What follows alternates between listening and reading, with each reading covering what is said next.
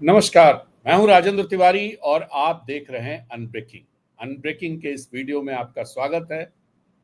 जब भारत पाकिस्तान का जो टेंशन चल रहा था, जो सो कॉल्ड वॉर चल रहा था, सीज फायर हो गया है। प्रधानमंत्री मोदी देश को संबोधित कर चुके हैं।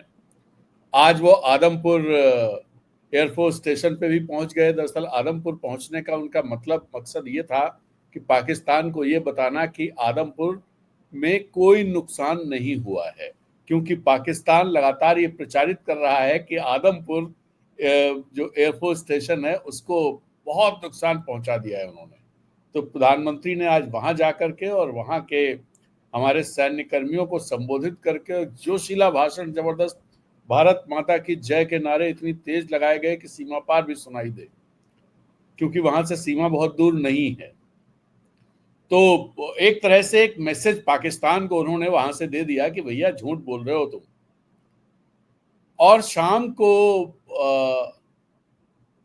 मिनिस्ट्री ऑफ एक्सटर्नल अफेयर्स की जो रूटीन प्रेस कॉन्फ्रेंस होती है उसमें रणधीर जायसवाल जो प्रवक्ता हैं उन्होंने कुछ चीज़ों पर सफाई प्रस्तुत की और ये बताने की कोशिश की कि ट्रेड को लेकर के कोई बात अमेरिका से नहीं हुई है और इस सीज फायर के पीछे ट्रेड नहीं है। उन्होंने ये भी बताने की कोशिश की कश्मीर पर कोई बात नहीं होगी। लेकिन जिस तरह से सवाल आए हैं, जिस तरह के जवाब उन्होंने दिए हैं, उन जवाबों से बहुत सारे जो धुंध छाई हुई है वो साफ नहीं होती है, बल्कि बढ़ जाती है। प्रधानमंत्री मोदी ने भी जो कल रात को वो किया था, तो उसमें उन्होंने कहा था कि बात पीओ कश्मीर पर नहीं होगी। पीओके, कश्मीर का तो नाम नहीं लिया उन्होंने सीधे तौर पर, लेकिन जब पीओके कहा तो बात तो कश्मीर की हो ही गई। तो खैर, ये सारी चीजें हैं कल की प्रधानमंत्री की स्पीच को। ये माना जा रहा है आज जिस तरह से बहुत सारे डिस्कशन, बहुत सारे एनालिस्ट, बहुत सारे जर्नलिस्ट उसको लेकर के चल रहे हैं कि उन्होंने चुनाव प्रचार की शुरुआत कर दी है। और चूंकि बिहार का चुनाव सबसे पहले आना है, तो ये बिहार के लिए चुनाव प्रचार की शुरुआत राष्ट्र के नाम संबोधन से हो गई है। और उसका एक तरह से पिच भी तैयार करने का काम प्रधानमंत्री मोदी ने किया है। और उसकी वो दरअसल किस तरह से चीजें अलाइंड हैं, आप ये देखिए कि प्रधानमंत्री मोदी के संबोधन की जब खबर आई, उसी के साथ खबर ये भी आई कि तिरंगा यात्रा 11 दिन तक भारतीय जनता पार्टी के लोग आज से निकालेंगे। दोनों खबरें साथ साथ हैं। और आज सुबह जब तिरंगा यात्रा, एक तरफ भारतीय जनता पार्टी ने तिरंगा यात्रा की शुरुआत की, तो दूसरी तरफ प्रधानमंत्री मोदी आदमपुर में थे। तो एक तरह से सिंक्रोनाइजेशन बहुत जबरदस्त तरीके का दिखाई दे रहा है। लेकिन कुछ चीजें और हैं जिन पर बात करने की जरूरत है। आज सी वोटर का सर्वे आया। सी वोटर का सर्वे दरअसल भारत पाकिस्तान के बीच जो अभी चल रहा था, जो ऑपरेशन सिंदूर था और सीज फायर हुआ, इन सबको लेकर के है। और सर्वे को अगर आप सरसरी निगाह से देखेंगे, बारीकी से नहीं देखेंगे, तो आपको लगेगा कि इसमें प्रधानमंत्री मोदी जबरदस्त तरीके से बम बम है सारा मामला, और मोदी जी की जय जय है। कहीं कोई दिक्कत नहीं है, कुछ भी नहीं। लेकिन जितने डेटा मेरे पास, तो सी वोटर के जो डिटेल्स हैं, डेटा हैं, जो वो तो सी वोटर के पास होंगे या निरुडे के पास होंगे। मेरे पास तो वो है नहीं। जितना रिलीज किया गया है उतना डेटा है। उतने डेटा को ही अगर बारीकी से देखा जाए तो कुछ चीज़ें बहुत साफ होती हैं। वो चीज़ें साफ ये होती हैं कि जब 22 अप्रैल के बाद पहलगाम का जो में हत्याकांड हुआ, जो नरसंहार हुआ आतंकियों के द्वारा, उसके बाद से लेकर के अब तक जिस तरह से चीजें बदली हैं, बहुत स्लो मूवमेंट है, लेकिन मूवमेंट है। वो क्या है वो समझना बहुत उसे अगर समझे तो समझ में आएगा कि चीजें हैं क्या। दरअसल मैंने जो डेटा मेरे पास है, मैंने कहीं से इसे निकाला है। इस डेटा में ये कहा गया है कि जो 12 ये जो है सर्वे जो बाद वाला हुआ है, 10 से 12 मई के बीच में हुआ है। 10 से 12 मई के बीच का मतलब है कि सीज फायर की घोषणा के बाद। और इससे पहले हफ्ते जो सर्वे हुआ था उससे इसको कंपेयर किया गया है। तो एक बड़ी चीज ये है कि जो सीज फायर से पहले जो लोग कंप्लीटली सेटिस्फाइड थे गवर्नमेंट के एक्शन से, उनकी संख्या थी 68.1, और सीज फायर के बाद मतलब लेटेस्ट सर्वे में ये संख्या 5%, लगभग 5%, 5.3% या 5% घट गई और 63.3% रह गई।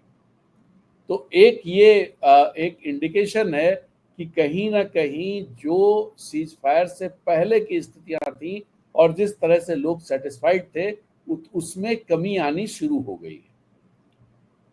दो तरह से इसे कहा जा सकता है कि बहुत मामूली कमी है और इसे इसे सिग्निफिकेंट नहीं माना जाएगा, लेकिन 5% की कमी इट्स सिग्निफिकेंट। और ऐसा नहीं है कि ये प्रोसेस वहीं खत्म हो जाएगी, ये कमी आनी शुरू हुई है तो ये चलती चली जा सकती है। इसको अरेस्ट भी किया जा सकता है, हो सकता है प्रधानमंत्री मोदी जितने अच्छे ओरेटर हैं और जिस तरह की उनका तौर तरीका रहता है उसमें इसको अरेस्ट कर लें।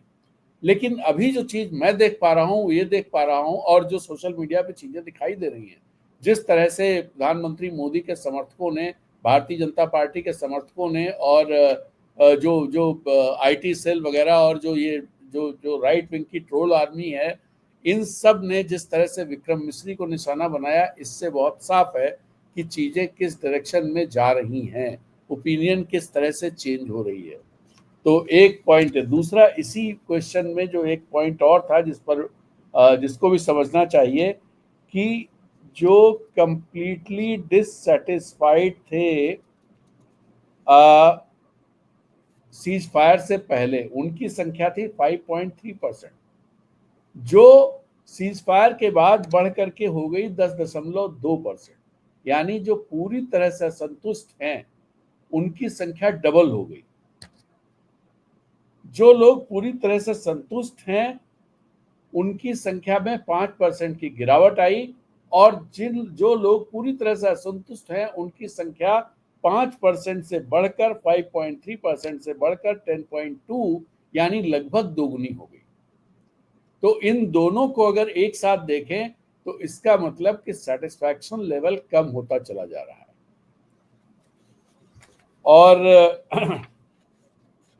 एक और जो सवाल था वो ये सवाल था कि मौजूदा हालात में भारत की जो फौजी क्षमता है उसमें आपका कितना भरोसा है। तो उसके जवाब में जो चीजें आई, जो जिन लोगों ने कहा कि पूरा भरोसा है, बहुत भरोसा है, ट्रस्ट अ लॉट,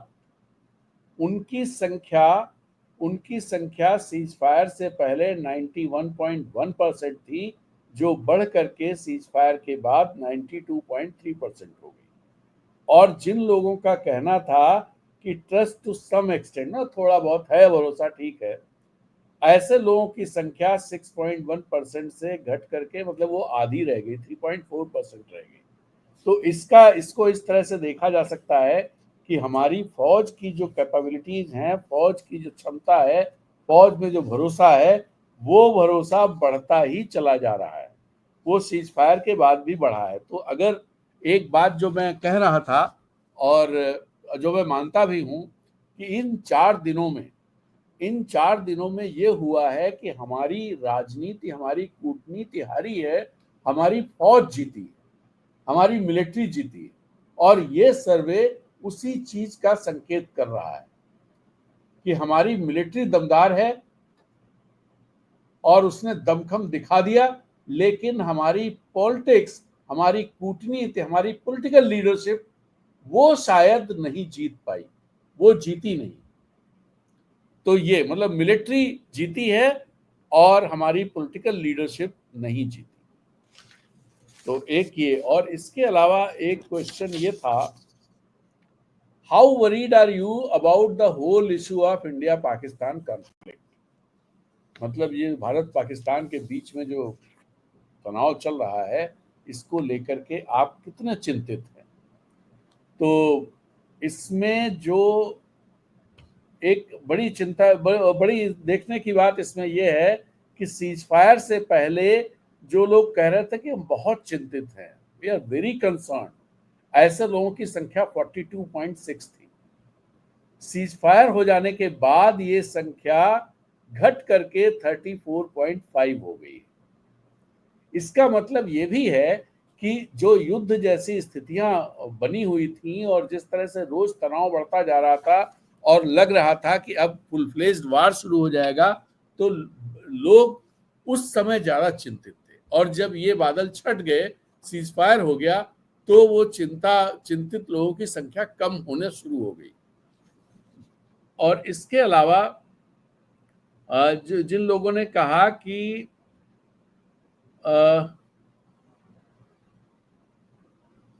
मतलब और किसी क्वेश्चन का कोई खास मतलब है नहीं, तो उनका कोई कहना कि somewhat concerned and not at all, इन सब का बहुत मतलब नहीं है। जो जो सिग्निफिकेंट क्वेश्चन था, जो और उसके जो सिग्निफिकेंट एक जो ऑप्शन था, उसमें कितने लोग कितने लोगों ने उसे टिक किया, वो मैंने आपको बताया। एक और सवाल, how safe do you feel in the current situation.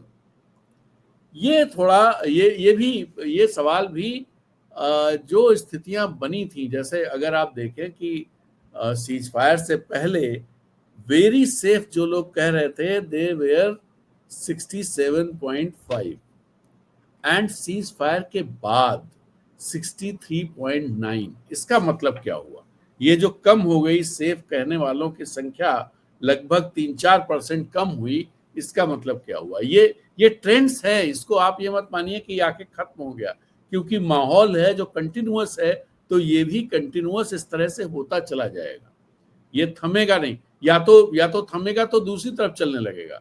ये कंटिन्यूअस एक ट्रेंड होगा, जो भी जैसा भी हो, ट्रेंड चेंज हो सकता है। जैसा मैंने कहा, प्रधानमंत्री मोदी में ये क्षमता है, वो बहुत जबरदस्त ओरेटर हैं, बहुत सारी उनमें इस तरह के गुण हैं जिनसे वो बहुत सारी चीजों को तस्वीर ही बदल सकते हैं। वो तो अगर बदल देंगे तो पता नहीं। अभी जो आ रहा है उसमें एक यही सबसे चिंताजनक कि जो सेफ फील कर रहे थे, ऐसे लोगों की संख्या कम हो गई है। इसका मतलब ये हुआ कि जो माहौल बना और जो स्थितियां बनी हैं और गवर्नमेंट जो बात कह रही है, प्रधानमंत्री जो कह रहे हैं, उस पर लोगों को उतना भरोसा नहीं है। लोग आशंकित हैं कि कुछ भी हो सकता है।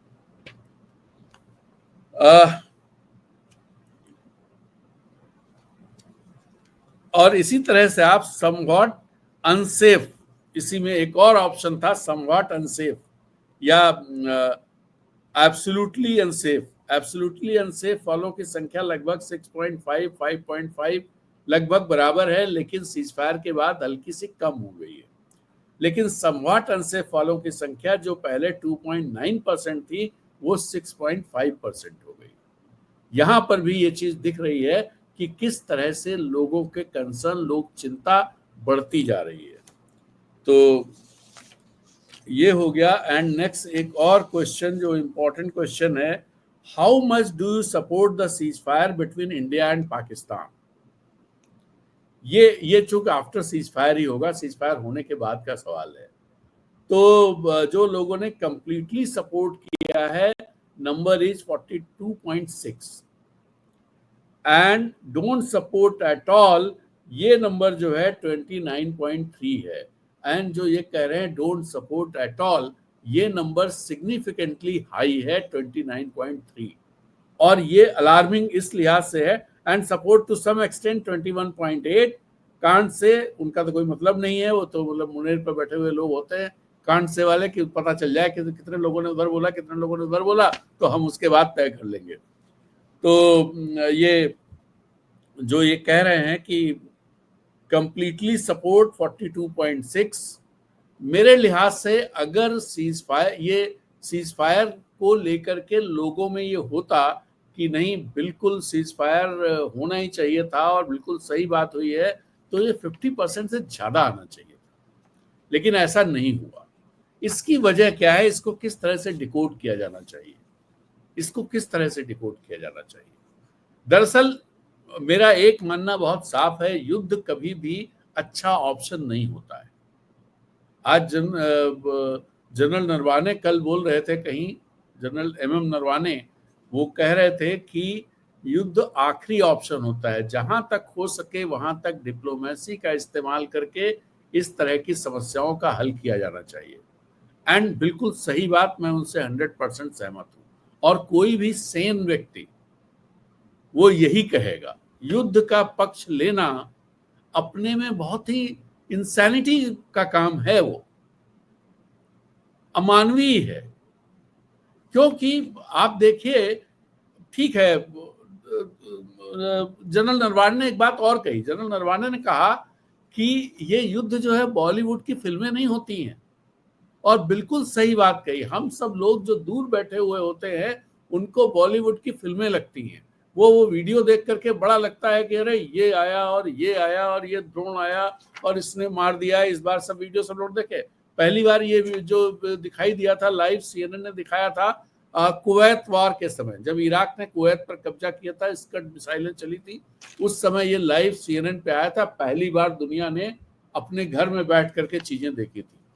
तो अब तो सबके मोबाइल में दिखाई दे रहा था।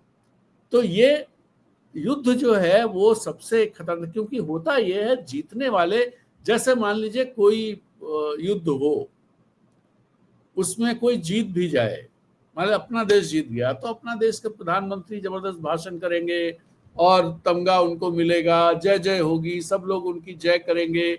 जनरल्स जो है उनको तमगे मिलेंगे, उनकी जय होगी कि भाई बहुत। लेकिन एक तो पहले जो फौज का जवान, जो लोग उसमें जिनकी जान चली गई, जिनके माँ बाप,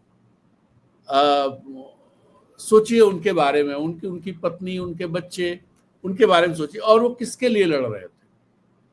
उधर का भी जवान, वो ऐसा नहीं है कि इस व्यक्ति की उस व्यक्ति से दुश्मनी थी।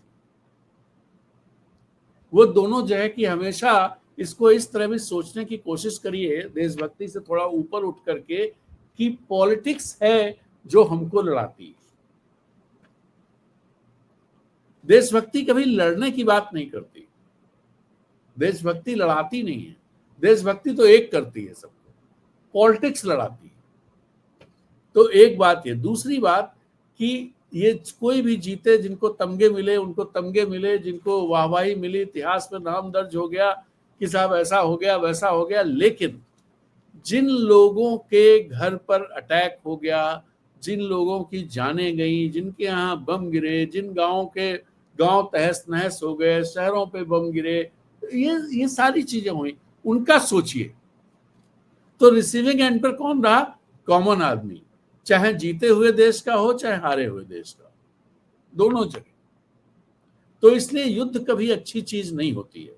युद्ध लास्ट ऑप्शन भी जो लोग कहते हैं, तो लास्ट ऑप्शन भी नहीं होता है, क्योंकि युद्ध ऑप्शन है ही नहीं।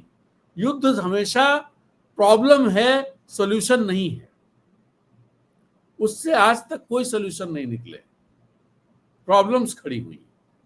सॉल्यूशन निकलते होते तो इजराइल और फलस्तीन का सॉल्यूशन निकल गया होता। सॉल्यूशन निकलते होते तो यूक्रेन और इसके बीच में इतने दिनों से 2022 से युद्ध चल रहा है, कोई सॉल्यूशन निकला क्या? अफगानिस्तान में क्या हुआ? इतना युद्ध करके उसके बाद क्या हुआ? इराक में क्या हुआ? सब चीजें ठीक हो गई? मिडिल ईस्ट में सब इतना चल रहा है, सीरिया में चल रहा है, सब इनमें क्या हो रहा है? तो ये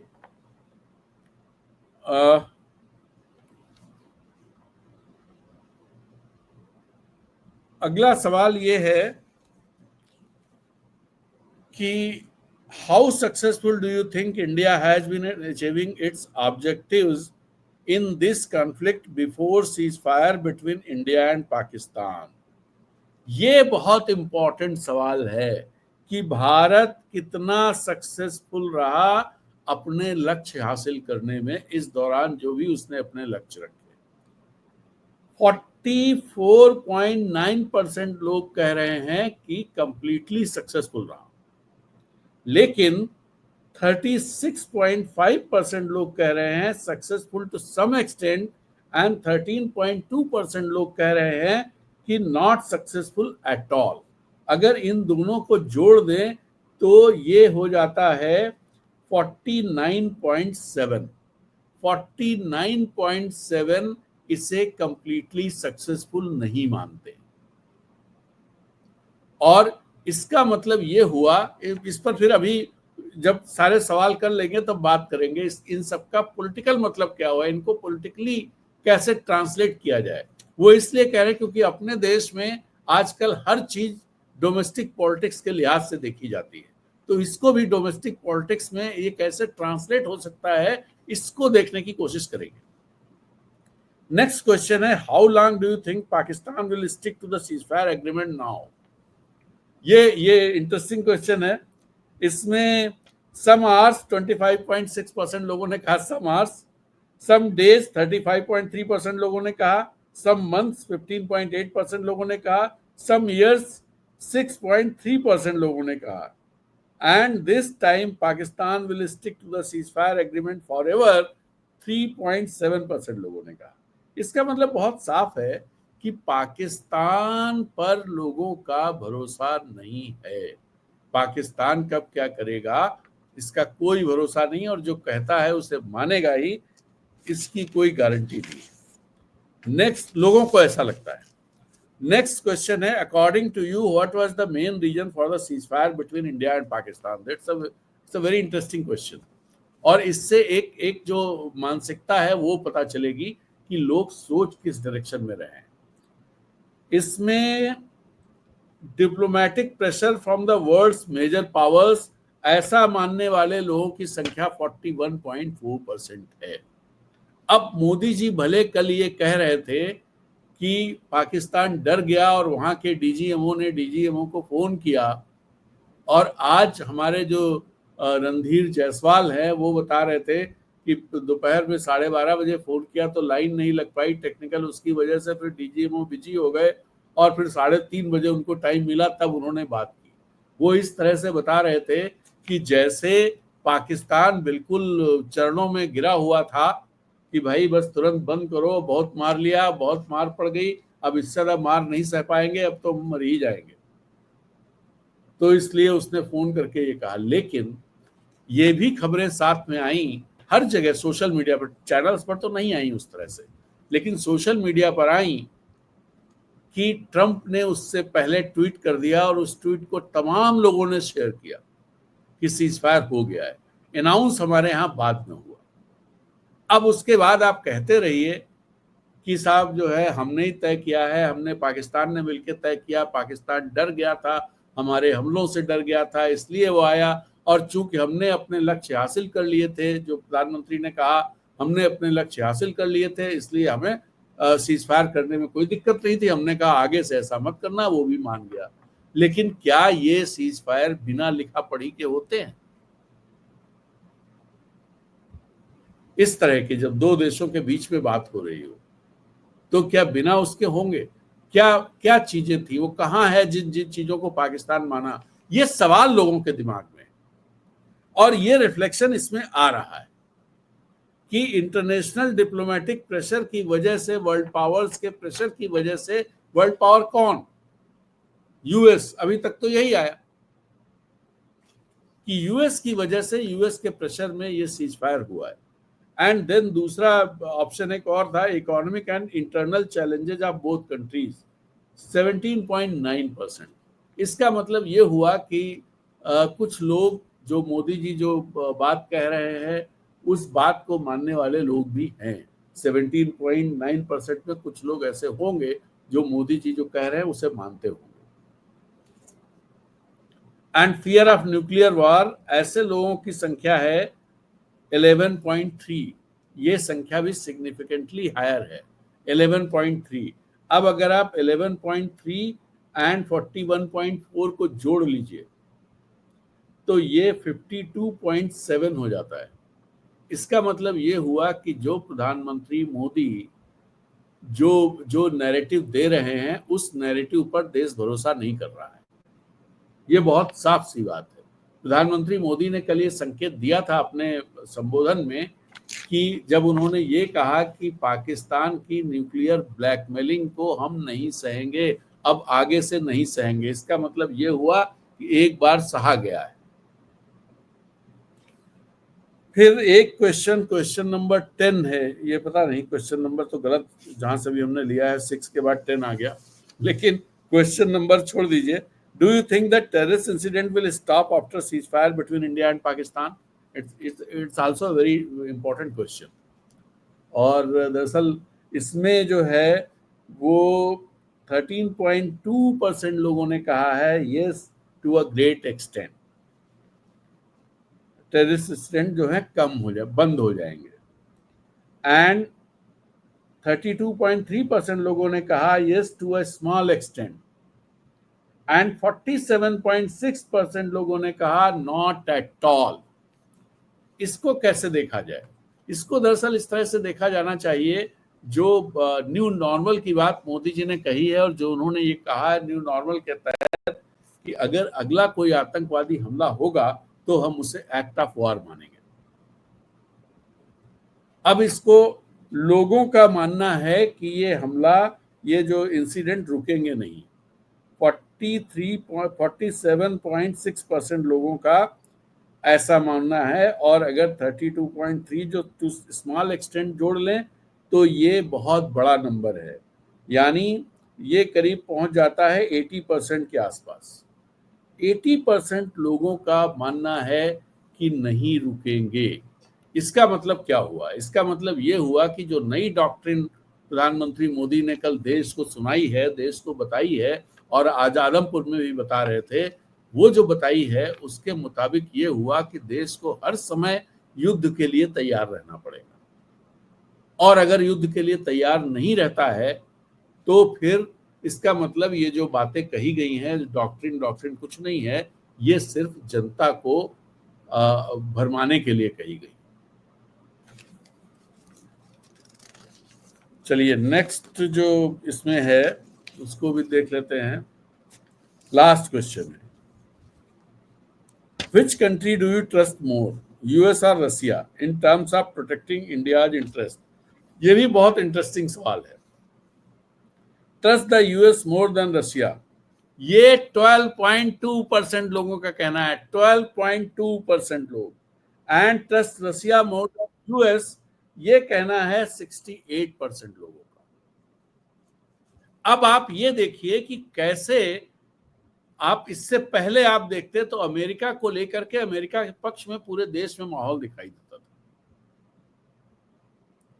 लेकिन इस घटना ने इन 4 दिन के, जो 4 दिन में जो सो कॉल्ड वॉर चला है, इस वॉर के बाद जिस तरह से सीजफायर हुआ है, जिस तरह से ट्रंप ने इंटरवीन किया है, अब वो इंटरवीन किया कि नहीं, हम प्रधानमंत्री मोदी को सही मानते हैं कि भाई नहीं, लेकिन ट्रंप फिर झूठ बोल रहे हैं, तो वो झूठ बोल करके दुनिया को बगलाने की जो कोशिश कर रहे हैं ट्रंप साहब, लोग उन सब चीजों को देख, और जिस तरह से वो पाकिस्तान को इक्वेट कर दे रहे हैं भारत के साथ, मुझे तो बहुत ताज्जुब हुआ कि ये कैसे, क्योंकि प्रधानमंत्री मोदी और ट्रंप तो दोनों एक दूसरे को डियर फ्रेंड कहते हैं। एंड ट्रंप के लिए प्रधानमंत्री मोदी ने पिछली बार 2019 में चुनाव प्रचार भी किया था, एंड हाथ उठा करके, हाथ पकड़ के, जैसे अपने यहाँ वोट मांगे जाते हैं कैंडिडेट का हाथ उठा करके कि भाई अब की बार इनको ही लाना है, अब की बार वाजपेयी सरकार, अब की बार मोदी सरकार, अब की बार ये सरकार, या जब कोई सांसद के क्षेत्र में होता है तो भाई जो भी उनका नाम होता है उसके साथ कुछ राइमिंग करके और कुछ इस तरह का नारा लगा दिया जाता है। तो वैसे ही प्रधानमंत्री मोदी ने ट्रंप का हाथ इस तरह से उठा करके, हाथ में हाथ लेकर के उठा करके, और कहा था अब की बार ट्रंप सरकार, इंडियन कम्युनिटी के बीच में। उसके बाद से ये माना जाने लगा था कि ट्रंप से जबरदस्त दोस्ती प्रधानमंत्री मोदी की है, और जैसे पहले वो माय फ्रेंड बराक कहते थे, तो बराक के बाद फिर वो आ गए my friend Trump, Donald Trump. तो ट्रंप जो है ने, अब ये कहानी क्या हुई ये भी जरा समझने की जरूरत है। आप भी दिमाग लगाइए कि ये दोस्ती जो है ये ऐसे उसमें क्यों बदल गई, जहां पर एक तरह से नीचा दिखाने का कार्यक्रम शुरू हो गया। ऐसा क्यों हुआ? क्योंकि ये जो चीजें हैं, जैसे इंटरनेशनल उसमें अगर ऐसी चीजें होती, जैसे आपको बताएं कि 1999 में जब करगिल वार था, करगिल वार में भी क्लिंटन ने मीडिएट किया था, मतलब ब्रोकरिंग की थी पीस की और सीज फायर की। वो वार नहीं था सच, जो टेक्निकल टर्म से वार कहते हैं, वार नहीं था, लेकिन वार रोकने का वो जो अपने लड़ाई हो रही थी, उस लड़ाई को रोकने के लिए क्लिंटन ने, मतलब जो पीस ब्रोकरिंग की थी वो क्लिंटन ने की थी। नवाज शरीफ को बुलाया था वाशिंगटन, और वाजपेयी जी जाने से मना कर दिए थे, लेकिन और उन्होंने कहा नहीं, इन देशों ने अपने आप ये कहा कि भाई अब सीज फायर हो गया। क्लिंटन ने उसके 1 साल के बाद एक कार्यक्रम में ये बात कही कि हमने ऐसा कराया था, उस समय नहीं कहा। लेकिन ट्रंप ने चीजें पब्लिक के इतने उतावले थे, अगर उन्होंने कराया भी था तो सबसे पहले क्रेडिट हमें ही मिले, इसके लिए वो बिल्कुल प्रधानमंत्री मोदी जैसे हर चीज का क्रेडिट उनको ही मिले। जैसे यहां पर जो शुरू हुआ, ये लड़ाई शुरू हुई, इसी दौरान ऑपरेशन सिंदूर के बड़े बड़े पोस्टर्स, बड़े बड़े होर्डिंग, कई जगह होर्डिंग लगे हैं, जिसमें कॉम्बैट यूनिफॉर्म में मोदी जी और पीछे जेट वो दिख रहा है, और कुछ और तोप खाना टाइप कुछ दिख रही हैं चीजें, कुछ डिफेंस सिस्टम वाले मिसाइल्स दिख रही हैं, और मोदी जी बिल्कुल चले आ रहे हैं। तो ये जो वो है, यही चीज ट्रंप के साथ है कि नहीं, इसका क्रेडिट कोई दूसरा नहीं ले जाए, हमें ही मिलना चाहिए। तो उन्होंने पहले ट्वीट कर दिया। अब उसके बाद कल एक पोस्ट कर दी। उस पोस्ट में उन्होंने बताया कि हमने कहा, दोनों देशों को कह दिया कि भाई हम ट्रेड नहीं करेंगे तुम्हारे साथ। और आपको बताएं कि ट्रेड की जो स्थिति है, अगर उसे आप देखोगे, ट्रेड की जो स्थिति है, भारत जो स्थिति है, कहाँ गया, मैं कहीं मैंने नोट किया था, अब एग्जैक्टली मुझे याद नहीं आ रहा है, लेकिन नोट किया था मैंने कि ट्रेड की क्या स्थिति है। हाँ, ट्रेड की स्थिति ये है, यूएस और पाकिस्तान की जो ट्रेड है, that is only $7.3 billion annual trade. और हमारा एनुअल ट्रेड कितना है? $129.2 बिलियन। कहाँ 7.3 बिलियन, कहाँ 129.2 बिलियन। हम जो जितना यूएस को एक्सपोर्ट करते हैं, हमारा एक्सपोर्ट है 87.4 बिलियन। 87.4 बिलियन डॉलर हम एक्सपोर्ट करते हैं अमेरिका को, और जो पाकिस्तान एक्सपोर्ट करता है that is only 5.1 billion dollar. अब आप सोचिए कि दोनों देशों के ट्रेड को इक्वेट कर दिया कि हम तुम्हारे साथ ट्रेड, पाकिस्तान के साथ, अरे पाकिस्तान का है कितना? लेकिन उन्होंने कहा कि भाई हम दोनों को कह दिया, और फिर उसके बाद दोनों आ गए कि हम तैयार हो गए। ये सब जो चीजें हुई हैं, इसका रिफ्लेक्शन इसमें दिखाई दे रहा है। दरअसल ये ऐसा नहीं है कि ये तो कल बात हुई, इनका सर्वे कल हो चुका था 12 तारीख को, लेकिन जो पूरा तौर तरीका रहा, उसमें अमेरिका पर विश्वास कम होता जा रहा है। और ये जो आंकड़े हैं, ये जबरदस्त तरीके से बता रहे हैं कि अमेरिका हमारा विश्वसनीय पार्टनर नहीं है, लोगों का ये मानना है। अब यहां पर एक और गड़बड़ है। वो गड़बड़ ये है कि भारत सरकार, हमारी गवर्नमेंट, लोगों का मानना दूसरा है, और गवर्नमेंट दूसरी डायरेक्शन में है कि वो अमेरिका पे भरोसा करती है, वो अमेरिका के साथ है। अब एक जो पहले बात कर रहा था, ये कैसे इनको, इन आंकड़ों को, इनका क्या असर, क्या किस तरह से इनको हम डोमेस्टिक पॉलिटिक्स के आईने में इनको कैसे देखा जाना चाहिए। ये जो फायदा उठाने का प्रधानमंत्री मोदी देख रहे हैं, कहीं ना कहीं लोगों के दिमाग में सवाल हैं, और अगर ये सवाल बढ़ते चले गए तो प्रधानमंत्री मोदी जितना माहौल बनाने की कोशिश करेंगे, उतना ही उनको नुकसान होता जाएगा।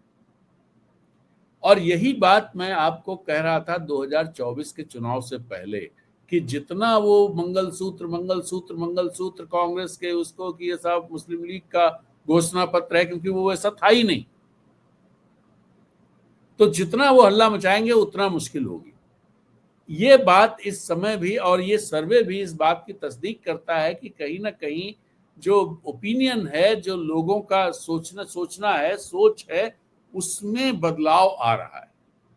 चलिए, तो आज की बात फिर यहाँ खत्म करते हैं। बहुत सारे कमेंट्स और बहुत सारे जो जो बहुत रिपीटेड सब लोग बार बार कर रहे हैं, उनको मैं नहीं ले पा रहा हूँ। और आप लोगों से अनुरोध करूंगा कि यदि आपको हमारा वीडियो, हमारे कन्वर्सेशन, हमारी टिप्पणी अच्छी लगती है, आपको लगता है कि इससे ज़्यादा लोगों तक पहुंचना चाहिए, तो आप इसे कृपया अपने सोशल मीडिया प्लेटफॉर्म पर शेयर करें, अपने व्हाट्सएप ग्रुप में इसे डालें। जिन ग्रुप्स में भी आप हैं वहाँ शेयर कर सकते हैं। और इसके अलावा आप हमारे चैनल को सपोर्ट करें, इसकी मेंबरशिप लें।